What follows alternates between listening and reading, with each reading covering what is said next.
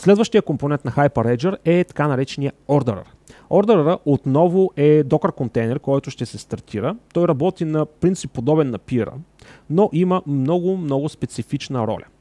Orderer си грижи за подредбата на данните, така че всички участници в един процес и в една транзакция да имат една и съща последователност. Какво им предвид?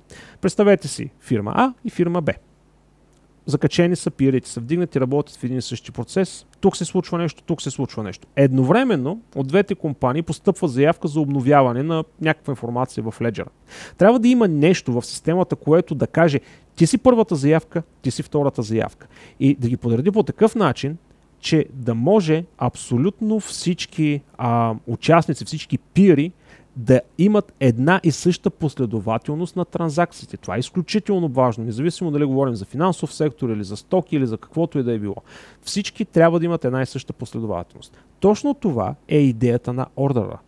След малко, когато ви покажа пример какъв е живота на една транзакция в Hyperledger, ще ви стане още по-ясно, но това е основната роля на Orderer. Разбира се, Orderer извършва и много други операции. Той прави проверка на полисито.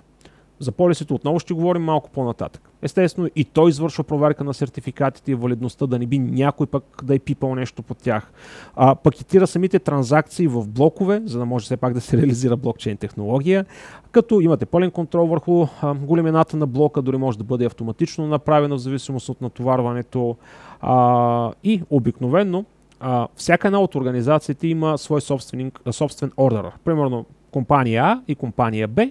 Те си имат своите пиери, те са закачени да работят заедно, но също така е хубаво, не е задължително, но е хубаво всяка една от компаниите да има инстанция на един или няколко ордера в своята инфраструктура. Тези ордери автоматично се закачат също един с друг, за да могат да синхронизират кой е първи, кой е втори, коя е първата транзакция.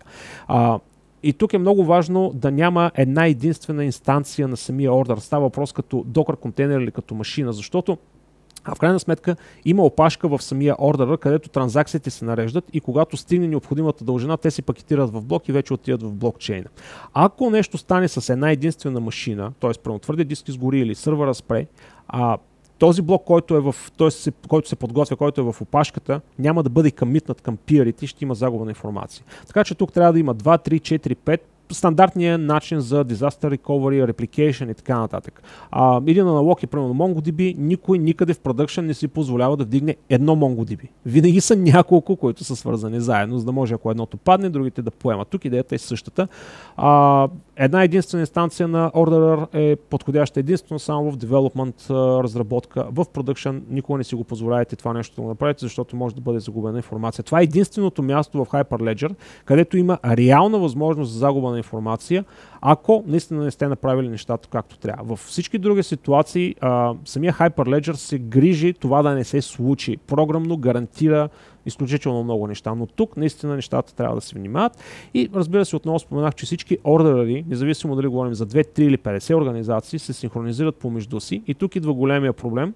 В крайна сметка едната организация може да е в Европа, другата да е в Съединените щати, третата в Австралия.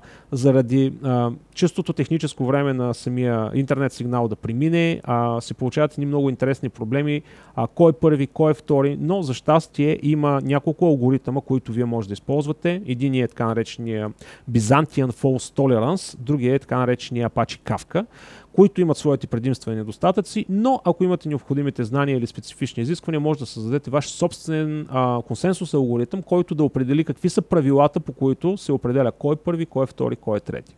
Така че това е основната идея на Orderer. Да каже кой е първи, кой е втори, кой е трети и респективно да извърши стандартните проверки за криптографски материали и сигурност на самите транзакции.